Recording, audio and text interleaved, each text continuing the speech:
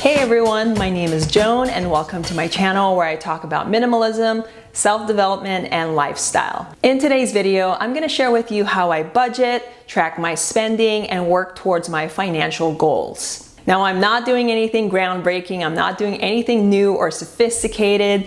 The way I budget is very simple, very minimal. And what I do is I use an Excel spreadsheet that I created alongside an app that helps me track my spending and categorize them. Just to give you a brief background, my husband and I have been using this budgeting method for the past 2 years now.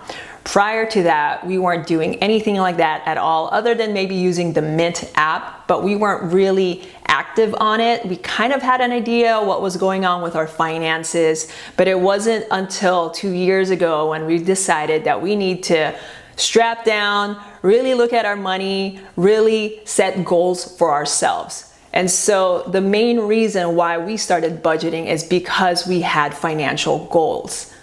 So if you're thinking about budgeting, the first thing you need to start with is why you want to budget.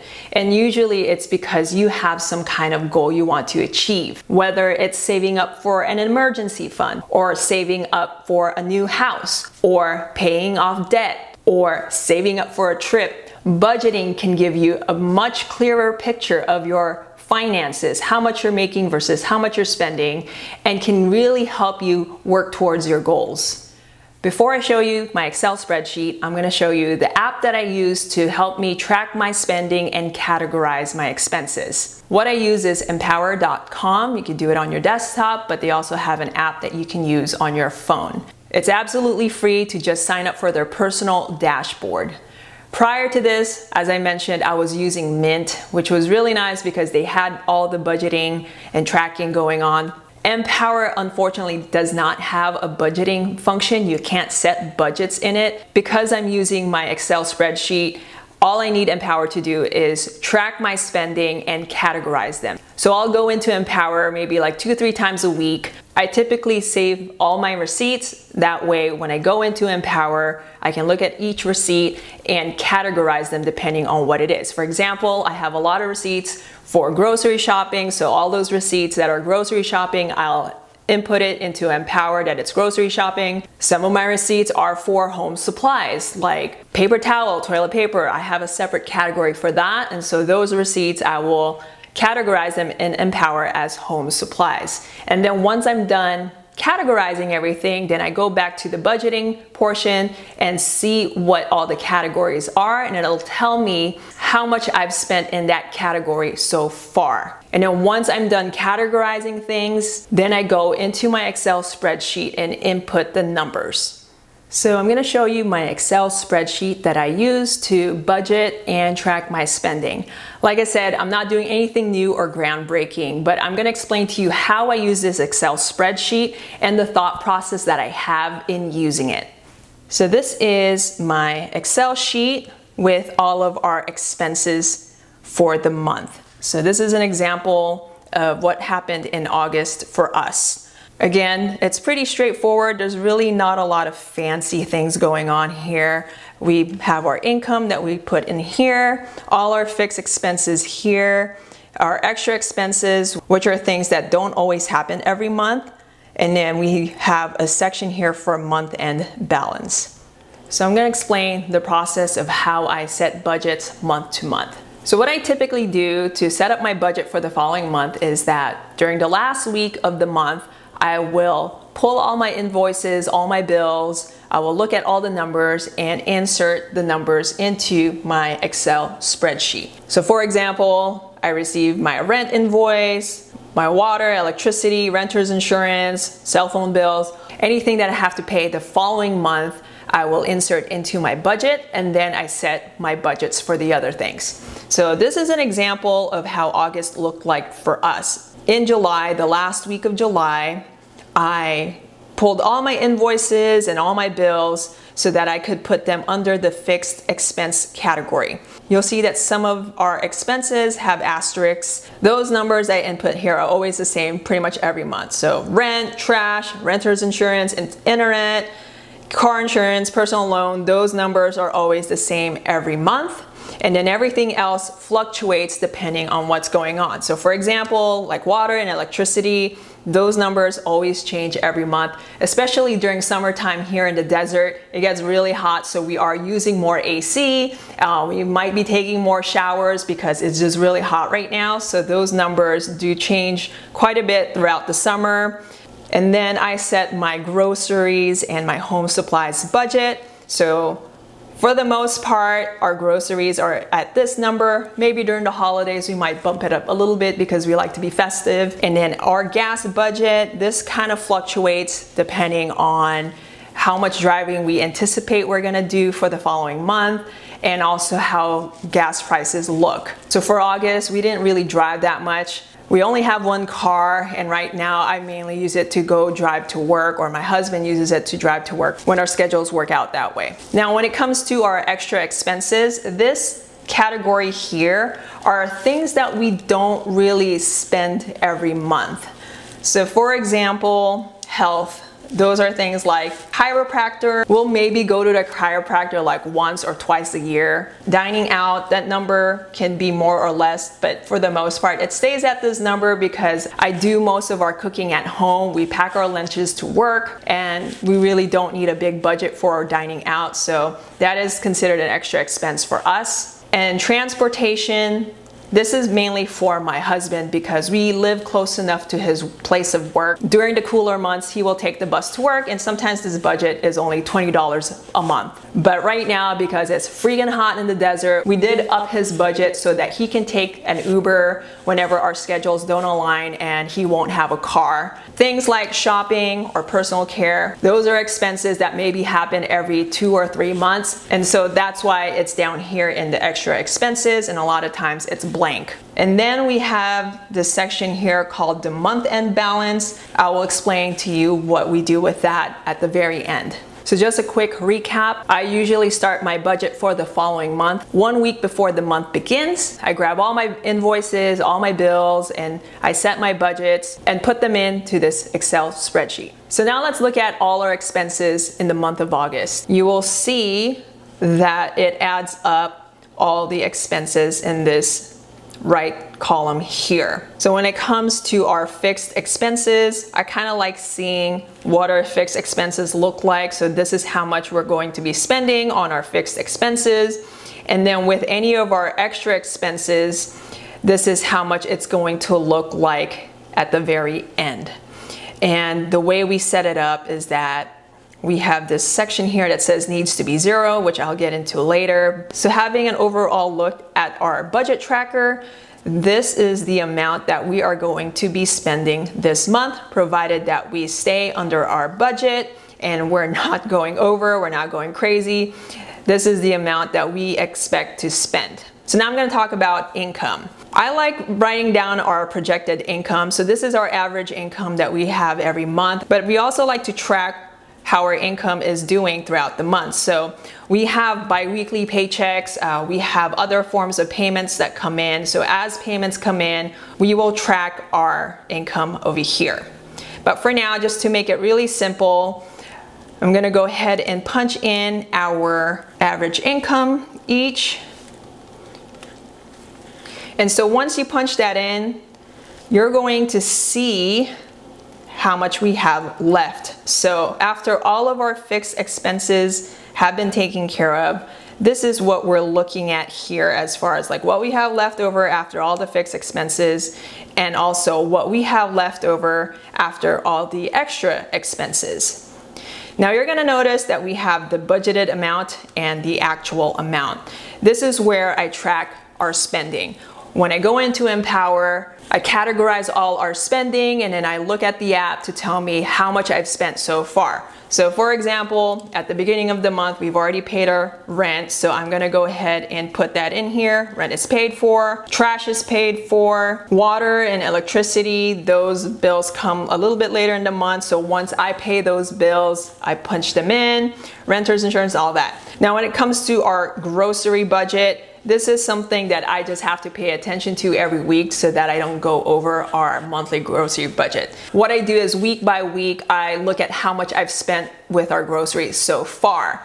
For example, week 1, I want to make sure that I'm only spending $162. So let's say after week 1, I put in $162. So I'm good. That's how much I've spent so far in week 1. Week 2, I want to make sure that I have not spent more than $325. And so I'll look at week 2 and see how much I've spent. Maybe I went a little bit over, and let's say we're already at $375 by week 2. Okay, so now that gives me an idea like, okay, I only have this much to spend for week 3 and week 4. So I want to make sure that I adjust my grocery spending for week 3 and week 4, that I don't go over my grocery budget for that month. So that's why I go into Empower at least 2 or 3 times a week, because as bills get paid and as I do my grocery shopping and shopping for home supplies, I want to keep track week by week where I'm at. So that is what this actual section means. It just tells me this is what I've spent so far within that budget. Just to summarize again, so throughout the month, I will go into Empower maybe 2-3 times a week, look at my receipts, categorize everything, and by the end of each week, I put in the numbers into my budget tracker, what the actual money that was spent throughout the month. And of course, things can fluctuate. Sometimes I'll go a little bit over, or sometimes we are a little bit less. So here is what it could look like at the end of the month. Some of these numbers are just examples. Others are obviously fixed numbers. So when we look at our groceries, for example, I went over by $7.25. So what I do here is I turn this red so that I know I went over, and then I'm gonna change that number to the actual spent. So then I'm gonna change that to match the actual spent into the budgeted. And then in here I'm gonna put a note, usually $650. That way I just know what happened. I keep myself accountable of what's going on. Now, home supplies, I was actually under budget. So I'm going to put that number in here, but make it green because we were under budget. So I'm gonna put $76.50 here, and I'll just put usually $80. So I will do that with all our expenses and just make sure that everything is accurate at the end of the month. For example, we didn't go out to eat much, so I'm gonna put that number in here. Turn that green. Uber, I'm gonna change that amount as well. Turn that green because we didn't go over budget. And I'll do usually 40. That way I just know what's going on. It's just a mental note for me. Usually, what was the number again? 95. Okay, so once everything's filled out, everything is accurate on this side, like if all the numbers match from budgeted to actual, actual into budgeted. This is the remaining amount of cash that we have at the end of the month. So now, this is really important that we figure out what we're gonna do with this extra cash. Just because we have all this extra money doesn't mean we're just gonna splurge and like do all kinds of crazy things with it. My husband and I usually, at the end of the month, we look at it and like, look, we have this much money, everything's paid for, what are we gonna do? So for example, our debt snowball that we set every month for $300 will go towards our personal loan. That one, we are trying to pay this off as quickly as possible. So even though we budgeted it for $300, what we're gonna decide to do is we're gonna put more money into it. So what we wanna do is, for example, let's say we wanna add an extra $700 on top. So what we're gonna do is I'm going to change that to $1,000. And then I'm gonna go ahead and pay an extra $1,000 into that personal loan. So now we have $1,064 left at the end of the month. We need to think about, okay, what else can we do with that money that's gonna help us with our financial goals or any anticipated expenses. So for example, I do need to get a new pair of shoes in September because my work shoes, they kind of started to rip this month. So I'm probably gonna budget for new shoes next month. So that's something I'm gonna plan on, that potentially use this money for. Or for example, my husband has some other expenses he needs to do, like maybe he needs a new shirt for work, or maybe next month is finally the month that we're gonna get our windshield replaced because there's a crack on it.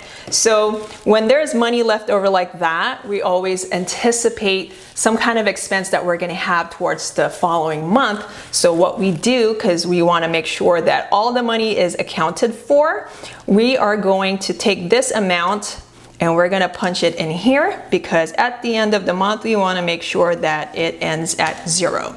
So now, what do we do with that money? It needs to be accounted for. So this amount here, I'm gonna copy that. And I've already started the Excel spreadsheet for the following month, and I'm gonna pop it into extra income. Maybe there's a different name I could put in there, but that is income that we can go ahead and use for the month of September. And let's say I need to budget for shoes, so I'm gonna maybe budget, I don't know, like $70 for some shoes. I'm gonna put that there. And anything else that comes up in the following month, I have this extra income that I can allocate towards any anticipated expenses. So that is how we budget, we track our spending, and work towards our financial goals. When we started our budget, we realized that this was gonna take some time to get used to. I think we got the hang of it after about 5-6 months of doing our budget, but we were always trying to find ways to fine-tune it, to make it more efficient for us, and for us to better understand what's going on with our finances. Our Excel sheet has gone through an evolution process because it looked differently in the beginning. I think at this point, this is how we like it and how it works for us. Now I'm gonna share with you some takeaways and tips that I've learned since starting this budgeting process. I never realized how important it was to lay out my income versus my expenses. What I've learned with this budgeting process is that I used to blindly just spend my money and not pay attention to how much I could actually afford. And actually laying this out in this format for me has made me realize, oh my gosh, like it's actually really helpful to have a budget.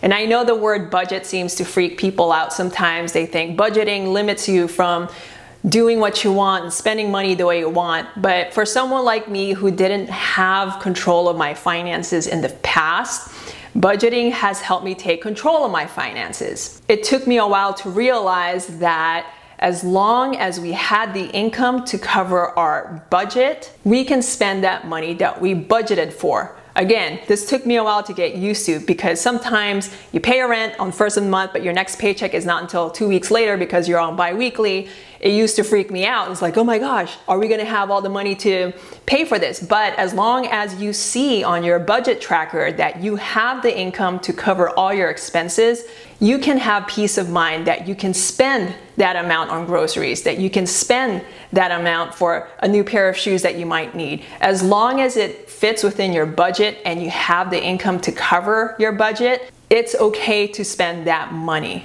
And another important thing that I learned from budgeting is how to plan ahead for expenses. As you saw, just because we had money left over doesn't mean we're just gonna splurge and spend that on something else. We have to think ahead of what we're gonna do the following month. And sometimes we will need that extra income towards something else. Again, we have to assign every dollar to an expense, and so just because you have money left over doesn't mean you just spend it on whatever you want. You want to plan ahead what you're going to put that money towards for the following month. And one tip that I can share with anybody who is on a bi-weekly payroll schedule is that there are certain months in the year where you might have 3 paychecks instead of 2. This will happen at least 2 or 3 times throughout the year. And what we did in the month of May, that was a month that we had 3 paychecks. My husband and I had to pay the IRS this year. So that was the month that we decided, you know what, we're just gonna pay off the IRS this month because we're gonna have this extra income. So you wanna keep that in mind. There are some months maybe you'll make more or less if you're on the same type of bi-weekly schedule as I am. You can better plan for your financial goals or your savings. Maybe you have a car repair that you need to save up for. You have a trip that you need to save up for. So those are the things that are good to keep in mind, that you could put in your budget, that you can track and just look ahead so that you know what to do with the money that you have coming in. Anyway, thank you so much for watching this video. I hope you found it useful and valuable. My goal was really to share with you how I budget and what my thought process is like, what our expenses look like versus our income. Let me know in the comments below what you think of my budgeting process, if you have any questions at all. Again, I'm going to link this spreadsheet in my description below in case you think this spreadsheet is something that will work for you. Thank you so much for watching. I hope you have a great rest of your week, and I will see you all in the next video. Bye-bye.